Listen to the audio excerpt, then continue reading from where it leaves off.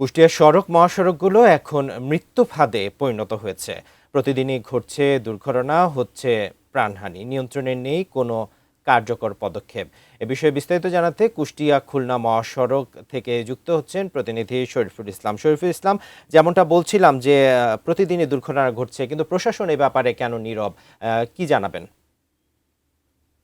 ধন্যবাদ বান্না। আপনি যেমনটি বলছিলেন, আসলে সারা দেশে এই যে সড়ক দুর্ঘটনার একটা মহোৎসব সবসময় চলে, বিশেষ করে কোনো ঈদ মৌসুমে এই দুর্ঘটনাটা একটু বেড়েই যায়। তো তারই ধারাবাহিকতাতে কুষ্টিয়াতেও সড়ক দুর্ঘটনা প্রতিনিয়তই ঘটে। এর বেশ বিভিন্ন ধরনের কারণগুলো যেটা বিভিন্ন সংশ্লিষ্ট যারা এই কর্মকর্তা আছে তাদের সাথে আলাপ করে জানা গেছে।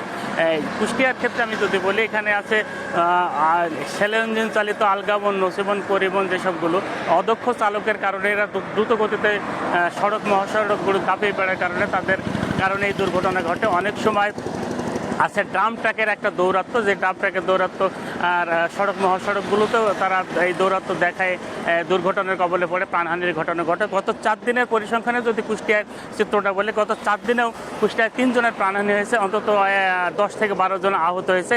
এর মধ্যে কিশোর আছে যারা বেপরোয়া গতিতে মোটরসাইকেল চালায়, যাদের বিশেষ করে বয়স 10 থেকে 14 বছর বয়স। এই কিশোররাও বেপরোয়া গতিতে মোটরসাইকেল চালানোর কারণে দুর্ঘটনার কবলে পড়ে।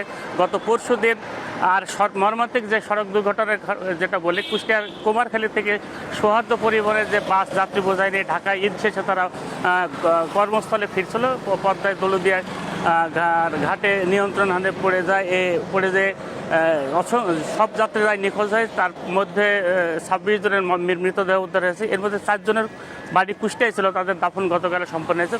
পরিবারগুলোতে চলছে এক ধরনের শোকের মাতম। সব মিলিয়ে কুষ্টিয়ায় যে সড়ক দুর্ঘটনার যে কারণগুলোর বিষয়ে যারা সংশ্লিষ্ট কর্তৃপক্ষ আছে তাদের সাথে আলাপ করে জানা গেছে, তারা জানিয়েছেন আসলে এই ব্যাপারে সেইভাবে তারা আইনি পদক্ষেপে যখন বড় ধরনের দুর্ঘটনা ঘটে তখন তারা হয়তো চেষ্টা করে, তারপরে 2 দিন পরে সব থেমে যায়। এর কোনো পদক্ষেপ না নেওয়ার কারণে এই সড়ক মহাসড়কগুলো যে বেপরোয়া গতিতে যান চলাচল করে, এদের কারণে মূলত দুর্ঘটনাগুলো ঘটে। তো নিয়ন্ত্রণ যদি নেওয়া থাকে তাহলে হয়তো দুর্ঘটনাটা অনেকটাই কমবে। তো এই ছিল কুষ্টিয়া খুলনা মহাসড়কের শহীদ আবরার ফাহাদ স্টেডিয়াম থেকে সড়ক দুর্ঘটনা নিয়ে সর্বশেষ খবর।